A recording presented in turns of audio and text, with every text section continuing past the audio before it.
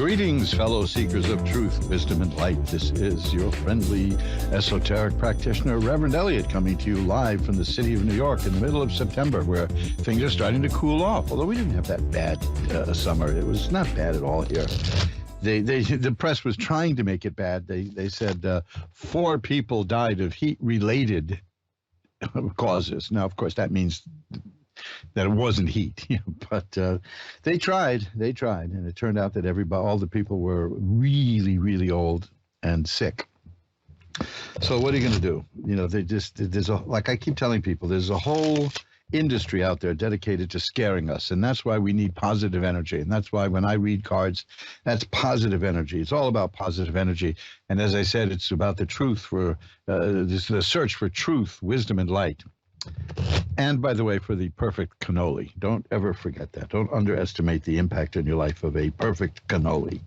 Oh, brother. Did you ever get a soggy cannoli? That's just that's not a euphemism, man. I'm not going into one of those ads that you get emailed to you on your or texted on your phone. A soggy cannoli is a very bad thing, although it does sound like an interesting name for a character.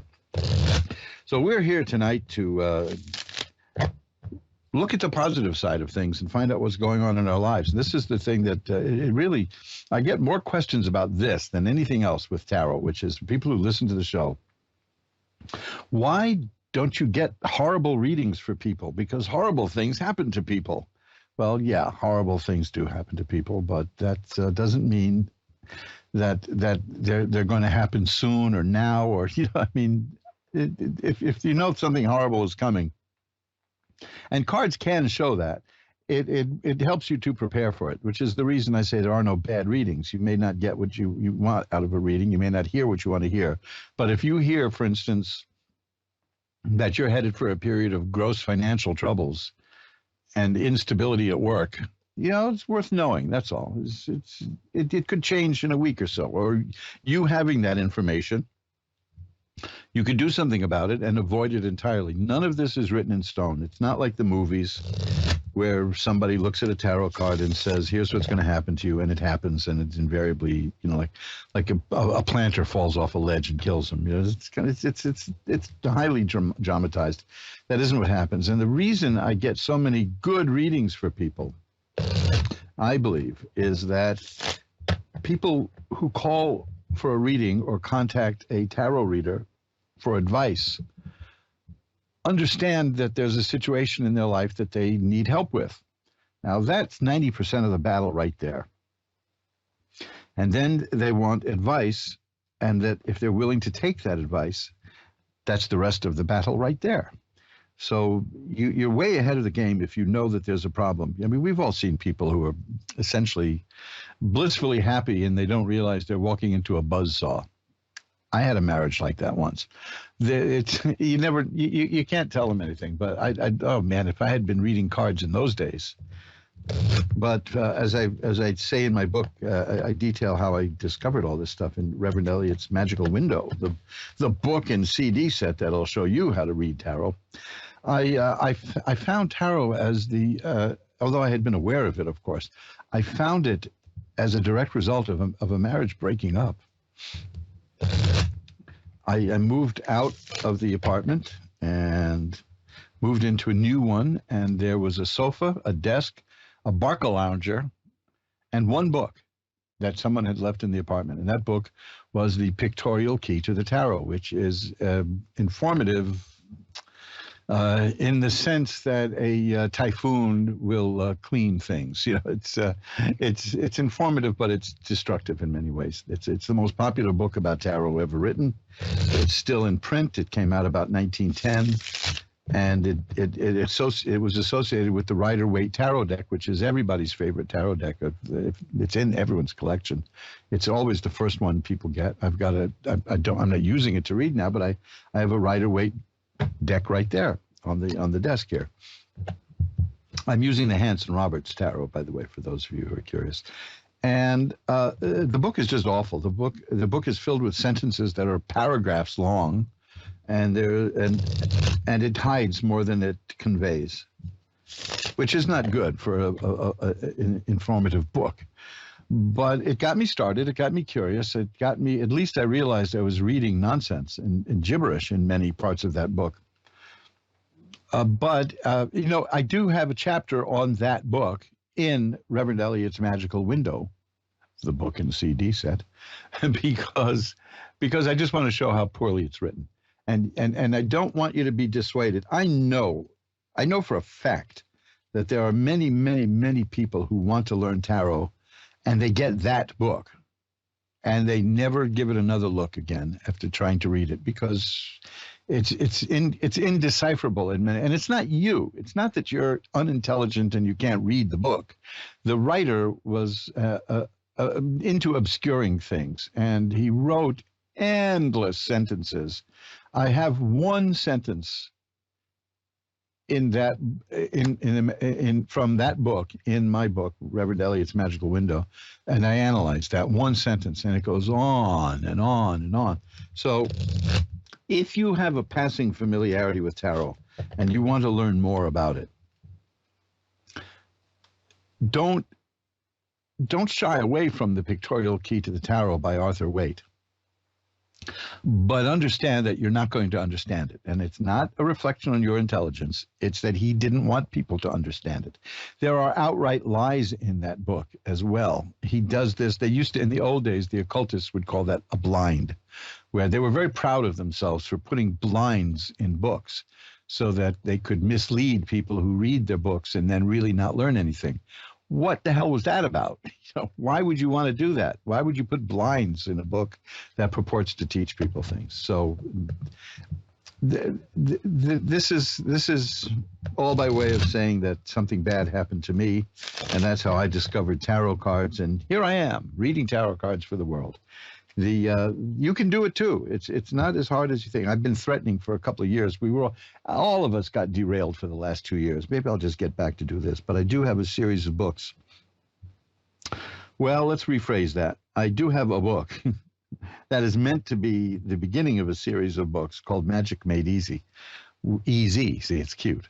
And it is, it will show magical things with no blinds in a very simple, direct, and easy to understand way, and get you on the path to doing magical work. The first one I have now is about meditation, and keep that in mind because I'm going to talk about that later. And I did want to do a book on how to, not just how to read tarots, but tarot cards, but how to function as a tarot reader, because those are two different things. You can learn easily from many books what the meanings of the cards are and how to interpret the cards. And there are loads of books that just have all kinds of complex layouts for the cards, but they won't tell you how to do this as a professional or an amateur. It's fun at parties. I knew a card reader who just dismissed the whole thing as party tricks. But then again, she just didn't want people to take it too seriously. The books that I have had a lot of help with in my career of learning tarot are also listed in my book, Reverend Eliot's Magical Window. I have a bibliography in the back. So it's really, contrary to many books, this one is designed to get you going and learning as much as you can about the cards. But I don't know that I've ever really seen a simple, direct guide to how to become a card reader. Something like, so you want to be a card reader. It's one of those kind of books. Maybe I'll do that. I certainly don't want to do card reading for dummies, because if you're a dummy, don't bother reading cards for people. Don't do anything. Just sit there and look at Netflix. But that's by way of saying that I've been meaning to do that, and I started it when all of the pandemic and all that derailing, and it's really been an upheaval in people's lives. So I'm glad we're getting back to normal, and that's the reason I want to talk about the meditation book. Because there's a lot of people in politics, and I'm not blaming the politicians. I never blame politicians for the horrible things they do. I blame the people who elect them, knowing what they're like. When you elect somebody with a long record of doing X, and then he promises to do Y, and you elect that person, and that person does X again, whose fault is it? They lied to you, okay. But why would you take the word of somebody who's already revealed their nature to you? So this is not, what I'm about to say is not about politicians or parties or any of that. We're living in very, very difficult times because there are a lot of people making it very, very difficult. Politicians are making it difficult because they want to retain power. The more they can declare emergencies, we have a little disease that popped up here in New York City recently that is 100% not fatal.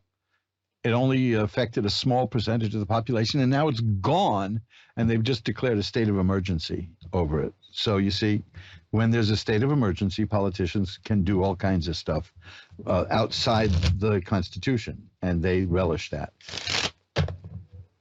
There's another group of people that know that the more frightened you are, the more likely you are to consume their product. And for some reason, we call those people news. I mean, I spent a lot of time working with news people, and I can tell you that that's a problem. They are really, they used to say if it bleeds, it leads, but now it's all about scaring you. So this is where meditation comes in. It's very important, and so few people know how to do it because it's difficult. It isn't easy.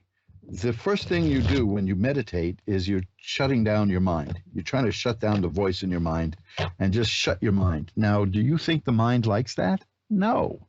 It's going to rebel. And those are called breaks.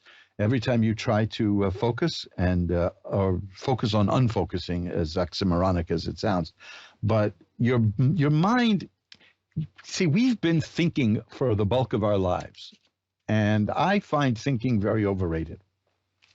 I find it very overrated would be an interesting way to put it, but I've determined that thinking is a problem. This is why I read tarot for people. I don't believe that people can think their way out of a problem they thought themselves into. And now we have people controlling our thoughts by scaring the hell out of us all the time. I talk about this book, Unmasking Fear, a lot. I don't mail it out as often as I'd like to, hint, hint. But go check out Unmasking Fear at mojoacademy.org or Unmasking Fear by Lloyd Kenyon Jones at Amazon.com. You'll find the one that has me, Reverend Eliot, has written 2 forwards to that. And you'll understand why it is to someone's advantage to keep everybody else in a state of fear. Meditation can stop that cold. Meditation can rebuild your life without influence from people who do not have your best interests at heart. And one of the things you can do is cleansing. And that's what my book on the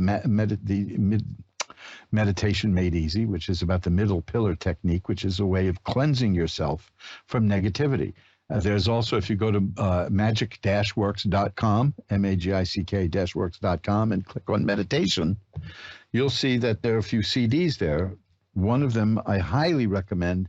It's a chakra cleaning. And now, as long as I brought up the word, don't, and if somebody starts telling you it's chakra or it's chakra, if they argue about that, just forget them. You know, they don't forget it.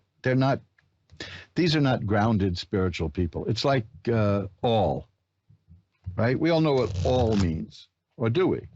All can mean the thing that you punch a hole in leather with. All can mean everybody, but to my friends in Arkansas, it's petroleum.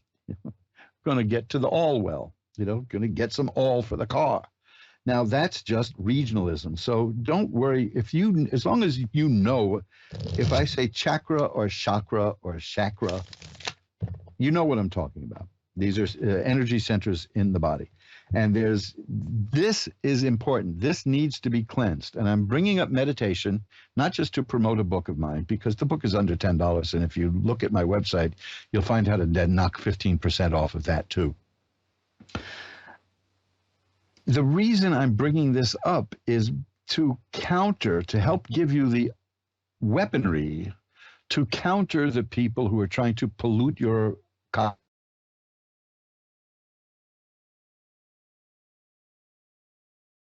worrying, because especially with the people who call themselves news media, they have people right now worried half to death about. That's not natural. As some very wise person said, that worry is a down payment on a problem you may never have. It's okay to be concerned. It's not really fun to go through life with blithely and blindly. But worry, you know, you don't worry. Just don't do that. You see, problem solved, right? But who doesn't worry? I've done it, still do. And then I do meditation and I cleanse and I balance my mind. I don't know how many of you have had an MRI. Those things are noisy. I fell asleep during an MRI a year ago using meditation. And mercifully, the technician, when it was over, wasn't one of these maniacs who dismissed me out of hand. She just looked at me and said, "You know how to do meditation." I said, yeah. I mean, how else am I going to get through all that noise? You lie there for an hour in this machine that makes a racket. Ooh, so, I pictured myself under a big tree. And there were weird birds in that tree making those noises. That's all I did. Next thing you know, I'm asleep, which makes it easier for them, makes it easier for me. I want you to keep meditation in mind because for the last couple of years, you have been put under a great deal of pressure.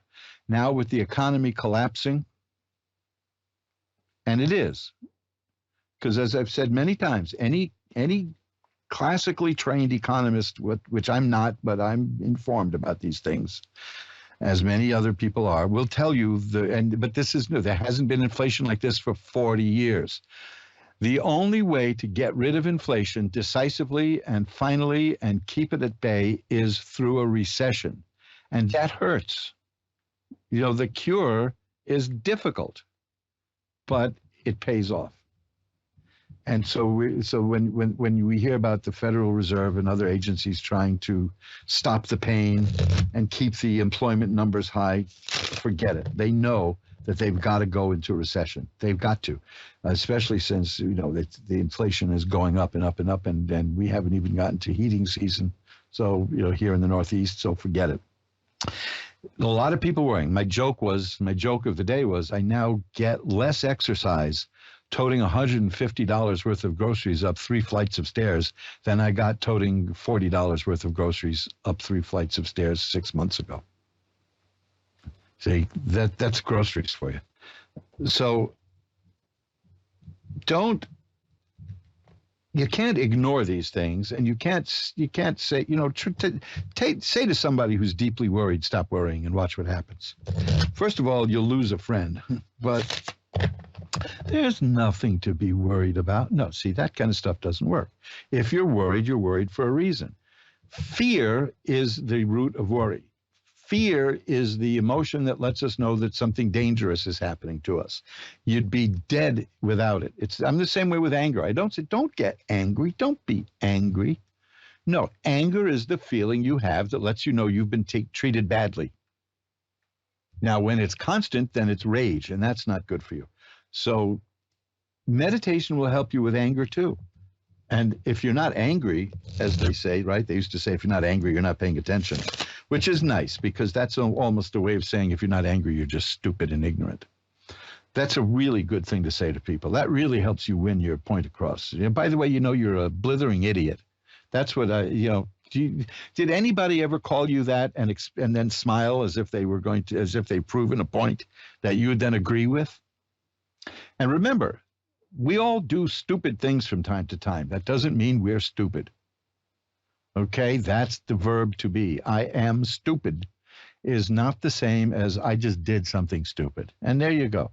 And so I want you to look at my page on meditation at Mojo Academy, that's the other one, at magic-works.com, magick-works.com.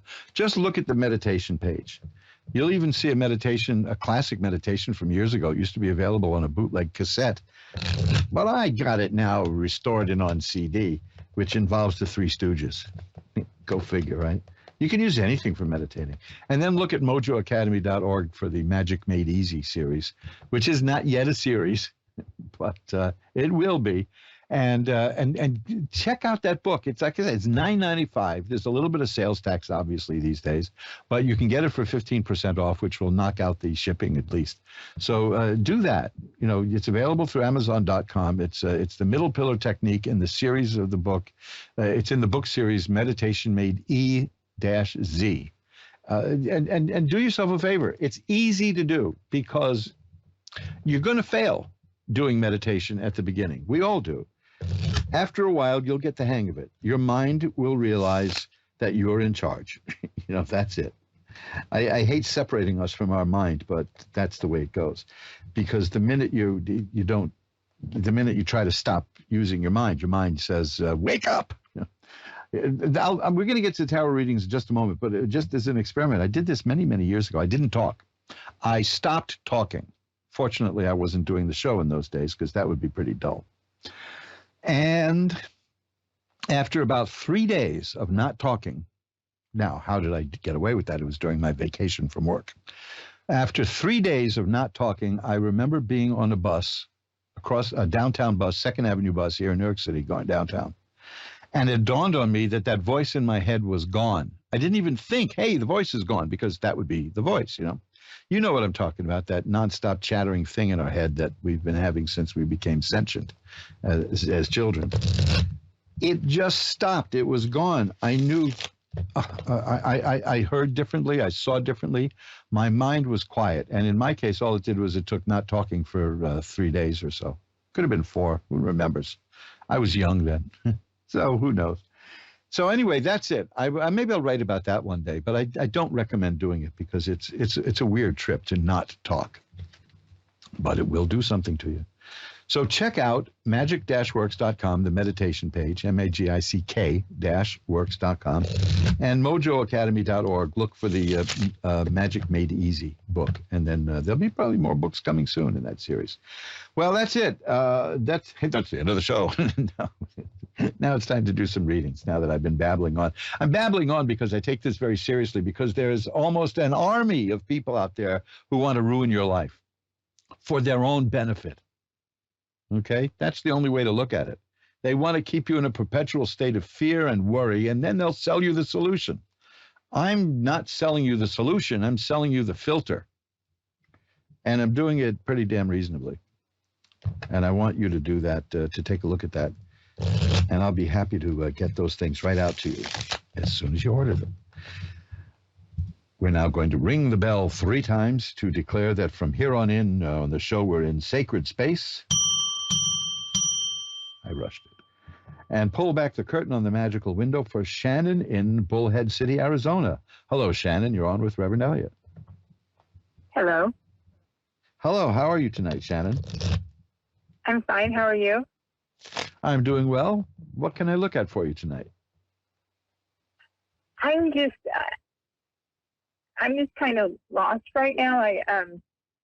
There's so many things that I lost my daughter a year and a half ago, and I would like to be able to see if she is okay. And I'm not okay. I have been broken since then. I can't. Well, yep. I can't. Excuse me. That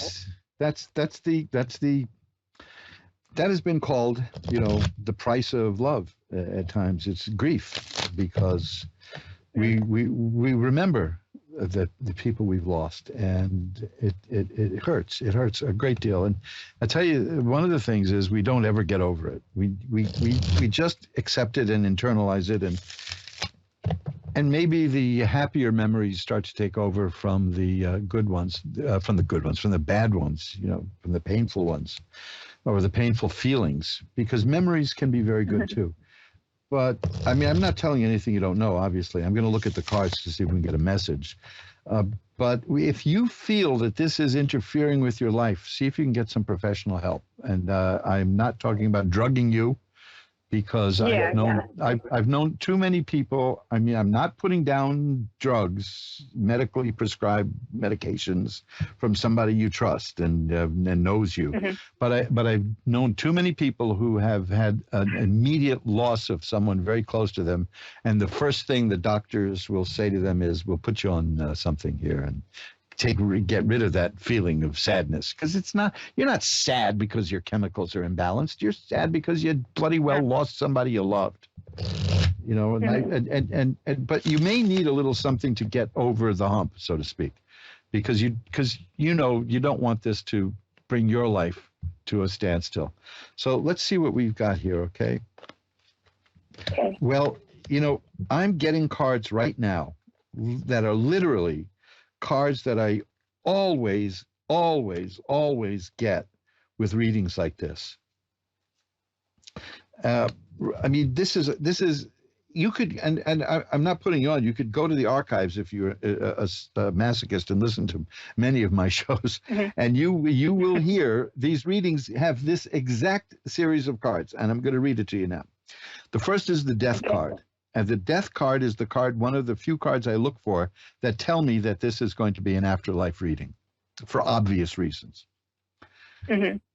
The next card is the Nine of Swords, and that is a card of tremendous sadness. No surprise, right? No. So the card after that is the Ten of Swords. Now, this is where I get these cards exactly in this sequence almost every time I do a reading, because it's going to culminate with a message. The next is the Ten of Swords. The Ten of Swords is a card that means the worst is over for me. Okay, the message is beginning. There was a rough time near the end. I'm sorry? This was your daughter you're talking about, right? Yes, yes. Things were very difficult for her near the end, is what I'm seeing. But, yes. But what this card means is that that pain is over. That pain is done. The next card is the Temperance card in this deck that almost always shows up. That card means balance is restored. And I'm taking this as a message through me and these cards from the Spirit to you. And that is getting to be easier and easier to do at this time of year as we get closer to the autumn years, when the veil months, when the veil is thinner. That it's the message that it says I'm doing all right because my spirit is finding balance. Okay. Now, the next card is a difficult one to deal with because it shows a happy family, and you're not happy. But it's but I get that card a lot too. The thing here is it's saying I know you're hurting. That's the Nine of Swords. But for me, there was great pain, but it's over. That's the Ten of Swords. I'm finding balance in my life again. That's the Temperance card. And I want us all to be happy where we are. And that's the Ten of Cups. You can get online, do an internet search, and find pictures of these cards, and you'll see what I mean. The Ten of Cups is happy. The message is it's almost... I mean, it's almost an apology for the pain in a sense, because there's an acknowledgement that you're both feeling pain over this. But I am balanced. My soul is coming into balance, and I want us to be happy. And that's the Ten of Cups. Okay, so that's the message I've got. Okay. Now I will light a white candle tonight to send positive energies to both you and the Spirit. Okay. When you speak of the Spirit, is it her or just the Spirit of? No, this is her. I'm looking at. I'm looking at her. Does that mean she's okay? Yeah. In fact, I just got the Sun card, which is about healing and health and growth. That's the Spirit is saying I'm doing okay because I'm coming back. My life was out of balance, but I'm finding balance in my soul now. That's the message. I get that often. Okay. The Sun card, as soon as you said to me, does that mean she's okay? I got the card of the Sun, which is a card of health and growth and balance. Okay. All right. Well, thank you. Be well, and I will send positive energy your way using any techniques I have, okay? Thank you so much. Bye-bye now. And let's get this shuffled up. And these are always such heavy things to do. But it's funny that they always come out that way, where the Spirit will talk about finding balance and peace. German in Toronto is on next. Hi, you're on with Reverend Eliot. How are you? I'm doing well. How are you tonight? I'm good, doing well, sir. It's an honor to share this, time with you. Oh, Well, thank you. I'm glad you could get through. What can I look at for Yeah. you? Well, I would like to know about love and money. Those two things Love and that they money. have been People get going arrested for away. that. People get arrested for that Yeah, I know, but combination. I Love and money. work, and Let's it's see what we like get. things don't get to the, you know, like I work and work, but I don't think I can afford Well, things that I want, right? let's see And what love, we've got. it's always avoiding me. Well, I think that may just change because I'm getting cup cards here. The cards are cups, and cups are about love and romance and emotion. And I'm seriously seeing that you're going to be working at this. That's the Six of Swords. That's a person who gets from where they are to where they want to be through their own effort. I've got the Queen of Cups, the King of Cups, the Knight of Cups. Almost that's 3 out of 4 court cards here, and the Empress, which is a card of fertility, not necessarily in the sense of having children, but making things grow. I'm taking that to mean that you have the ability to make this happen, and you're going to. The Knight of Cups means that something new in terms of romance and emotion is going to come into your life. It'll be a little hectic. It'll be a little unpredictable, but here's another. This is a good card too. I've got 2 more cards, and they're all cups. This is phenomenal. The cards really like you. There's going to be a relationship coming your way. That's the Knight of Cups. I have no doubt about that, because the knight is on horseback and arrives, but also jumps around a lot. So it can be an up and down thing, but it'll level off, because that's followed by the queen, and that levels off. The queen is the maturing of the process, and the king is the stability. So it looks to me like that's going to be a good relationship. Now, let's give you an indication of where this is going to come from, okay? Okay. The three of cups is here. That tends to mean traditionally that you're going to meet somebody through people you know. So keep an eye out through somebody, through people that you know, through friends or acquaintances. And then there's the 4 of Cups. This is a mysterious card because it shows a person looking at 3 cups and doesn't notice that there's a hand coming out of a cloud nearby offering another cup. And that almost always indicates that there's somebody around you who is interested in you, but has not made that known yet. So keep an eye out for that too, for somebody who, I used to say for somebody whose attitude changes when you walk into the room, but how would you know, right? If you weren't in the room. But when you're around people, look to see if there's somebody else, one person in particular, who is a little interested in getting your attention and lights up a little bit when you speak, that kind of thing. Yeah, you notice those things, right? Yeah, I know. I do see that coming. I do see that there's a relationship on the way for you now. Okay. And this is someone you're going to meet through people you know. Now, that's the best I can tell you at this point. And it's going to be good. The relationship is going to work out. Let me give you one more indication. It's going to be somebody. It's going to be somebody who just had a bad relationship with someone. Okay. Okay. So keep an eye out. Now I'm gonna be the hero, right? You bet. Yep. Yeah. You sure are. That will be nice. Okay. So I think it's coming. Keep an eye out, and it's going to be somebody you meet through friends, somebody who just got out of a bad situation. Nothing horrible, but just bad enough, right? And we all have been through that, right? You what? We all have been through bad relationships, right?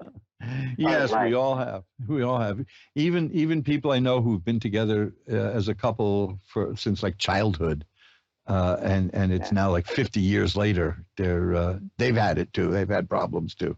So, but this will be good for you. I think you're gonna do well, because I see a nice, healthy relationship. Because the point is this, I'm seeing the Knight of Cups, which matures into the Queen of Cups, which stabilizes into the King of Cups. And that tells me that it's going to be a decent, good, solid relationship. Okay. So keep an eye out, and remember, it's going to come. This is a person you're going to meet through people you know. Okay. Anything else you want to look at?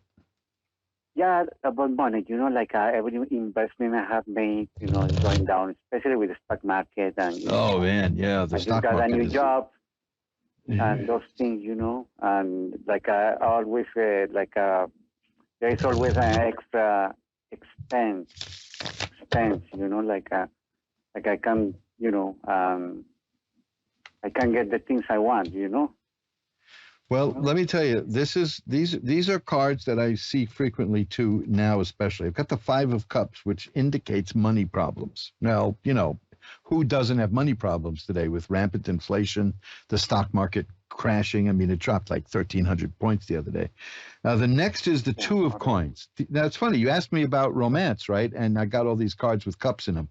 Now you ask me about finances, and I get cards with coins in it, with money. So, yeah, the cards are good here.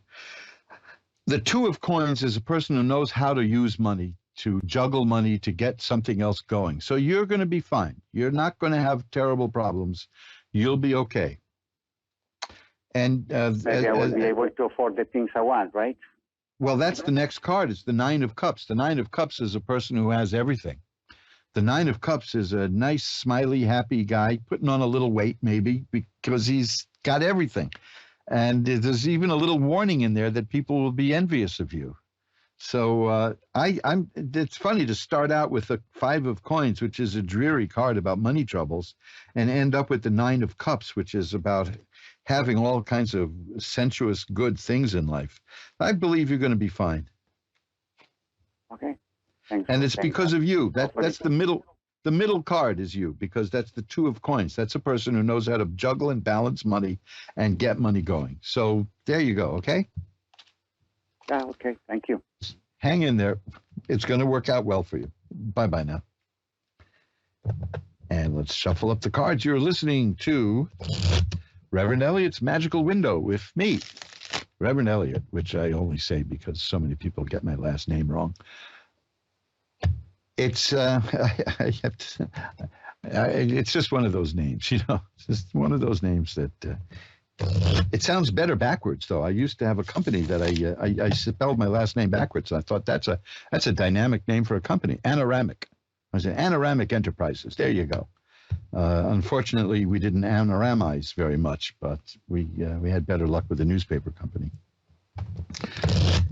Shuffling up the cards. We're here every Wednesday at 11 Eastern, 10 Central, 9 Mountain, and 8 Pacific. If you want to get in touch with me because you can't get through or you don't feel like opening up in front of a few million people, all you have to do is drop me a line at my email, asktaro@earthlink.net. Nice old-fashioned Earthlink email there. Ask Taro. When I had to bring my computer in to be fixed, they were shocked to see that my email was Earthlink. They said, "That's still around?" Ask Tarot, ASKTAROT, one word, at earthlink.net. I'll be happy to pull a few cards for you. And maybe you'll book a reading, because I do all these things for private customers also. You can, it's very inexpensive. Readings start at $10. But I've done enough sales pitchy stuff today. Jody in Salt Lake City is next. Hi, you're on with Reverend Eliot. Hi there. How are you? I'm doing well. How are you today? I'm good. Thanks. Thanks for taking my call. Oh, my pleasure. That's what I'm here for. What can I look at for you? Well, the past year has been especially rough for me, just between medical stuff and a separation and stuff like that. And I'm hoping that maybe things are going to get better. What do you see for me? Well, yes, they are going to get better. That's what I do see for you. I'm going to shuffle up the cards a little bit more. But the first two cards I pulled out, I've had for previous callers.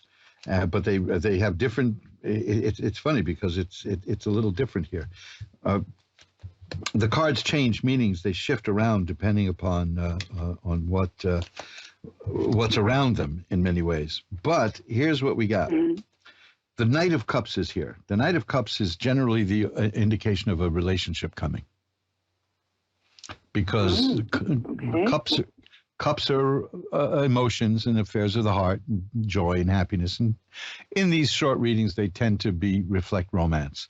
And the Knight is something new coming into your life. And it can be a little tempestuous because the knight on horseback, it's like the chessboard. It moves from this way and then it moves that way and then it goes here and there.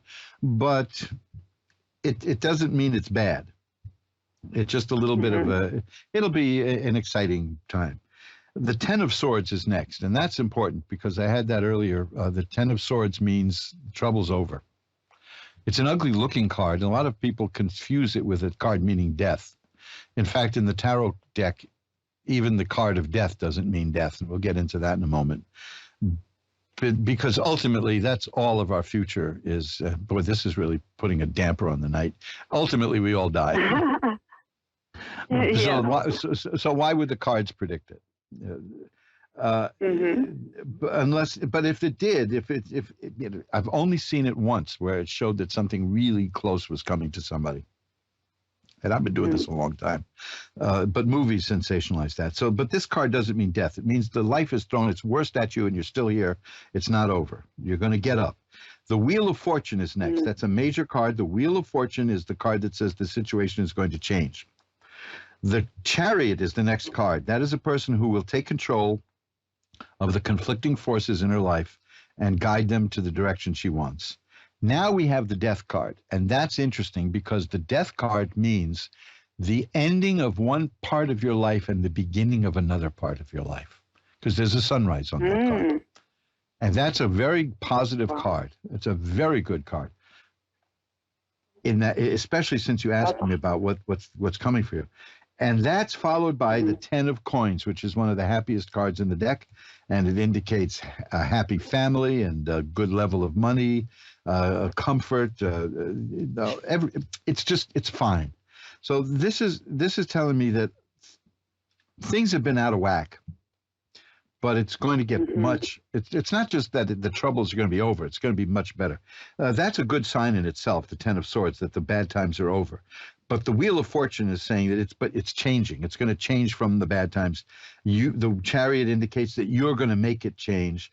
And then the Death card means you're going to create a new life for yourself, and it's going to pay off really, really well. That's fantastic. Thank you so much. I appreciate it. My pleasure. It looks like an exciting time headed for you. Yes, I sure hope so. I've been hoping. Well, that's I'm what excited. I see. Thank you so much. But the important thing that I see is that you're going to make it happen. So that's the good part. That's the really good part. I've been trying. Well, yeah, according to these, you'll succeed. Here, let me do this. Let me shuffle them up one more time, and then I want to get a couple more calls. But let's just see what I get with one more card. Yep, beautiful. The Queen of Swords. The swords can mean two things. It can mean conflict, and in this case, this is what I'm going with, because I'm not doing any cards around it.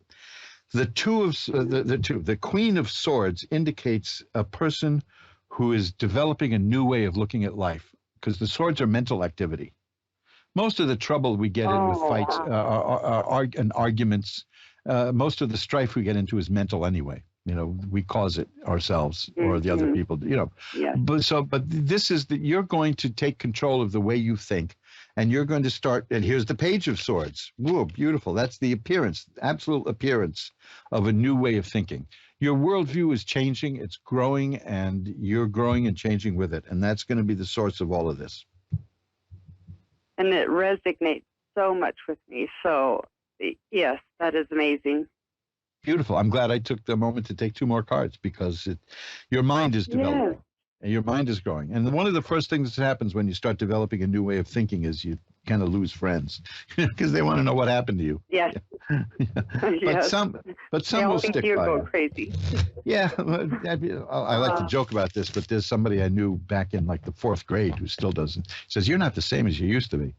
So, of course not. I'm an old man now. I was a child then. But, so you're going to be fine. Well, I have no doubt about it. I sure appreciate it so much. My pleasure. Thanks for calling. Bye-bye now. Thank you. Bye-bye.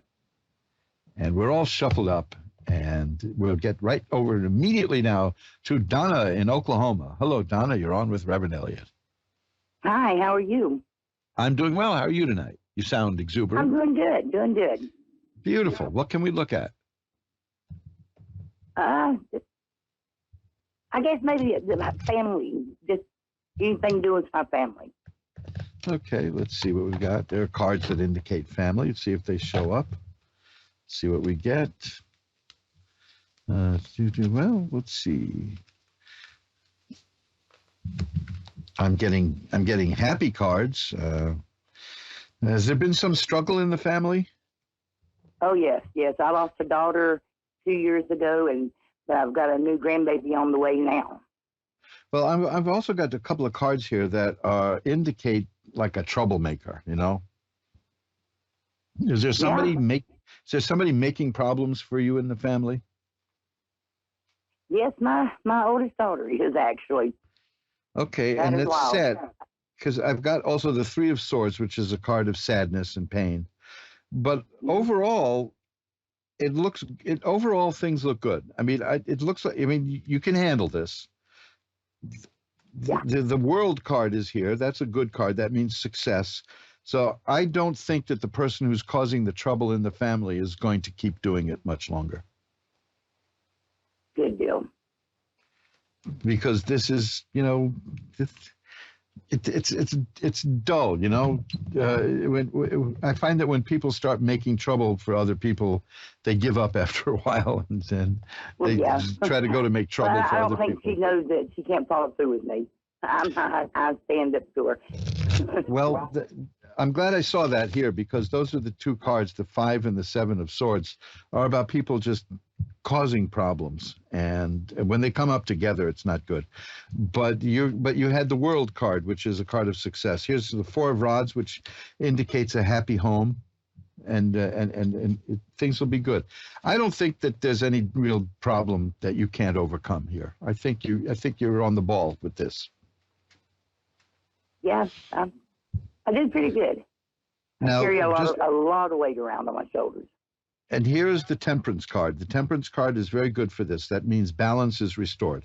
So you'll work a way to find a balance in the family. You'll take care of it. But it's good to know that it's just one person doing it, and it's not like system wide, you know. So, and you know who it is, so you'll be okay. Is there anything else you want to look at? I have a couple of minutes left. Health. Yeah, how's the health? Okay, well, thanks for calling in. You still with me? Yeah, I'm here. Yeah. Oh, okay. Do you get any signs from any of my family members that's gone, you know, it's passed over? I think I'm being gave signs. I'm pretty sure I am.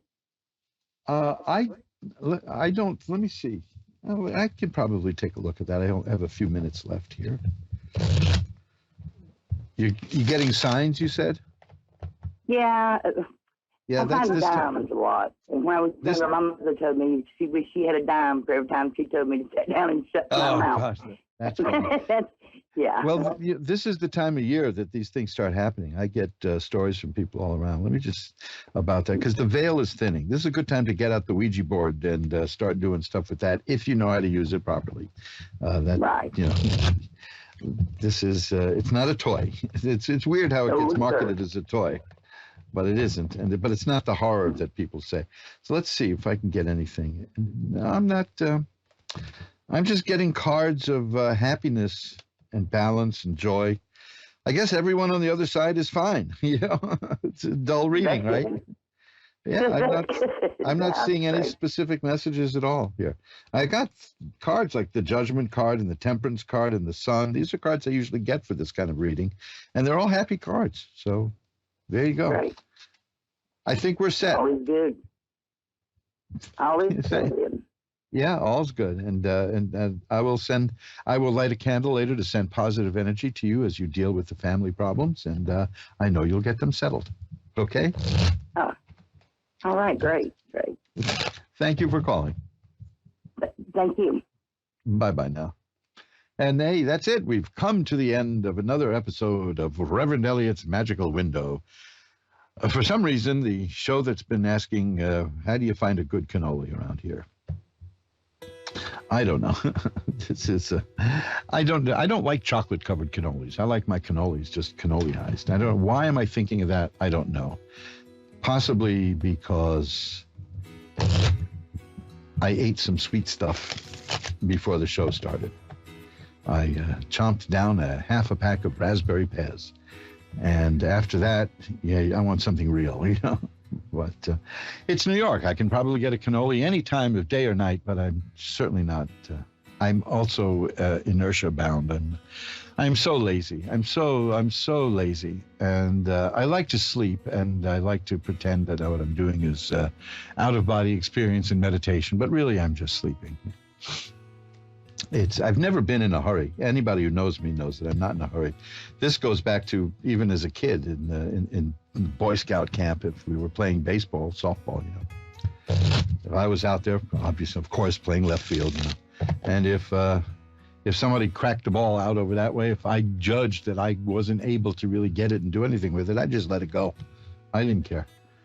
One time I made a spectacular catch that ended the game and won it for our side. And all I was really doing was I saw the ball coming straight for my face. So I put my hands up in front and went right into the mitt. I was the hero, but I didn't know what I was doing. So that's my sports career, Boy Scouts. I mentioned the Boy Scouts briefly last week when I opened up my knife to open up the new tarot deck.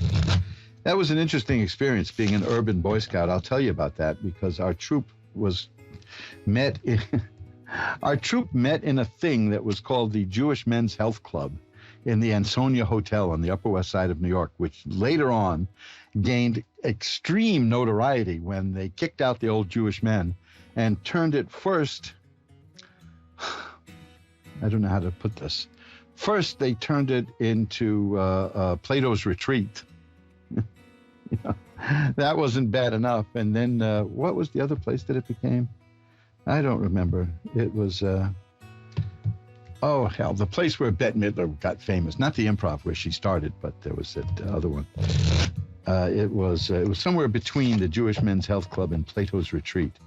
But yes, I learned how to eat lemons in the Jewish Men's Health Club, and that came in very handy when a group of musicians were annoying me in a restaurant one time, and I waited until a trumpet solo came up, and I stood right in front of the trumpet player, and I bit into a lemon, and that ruined his note.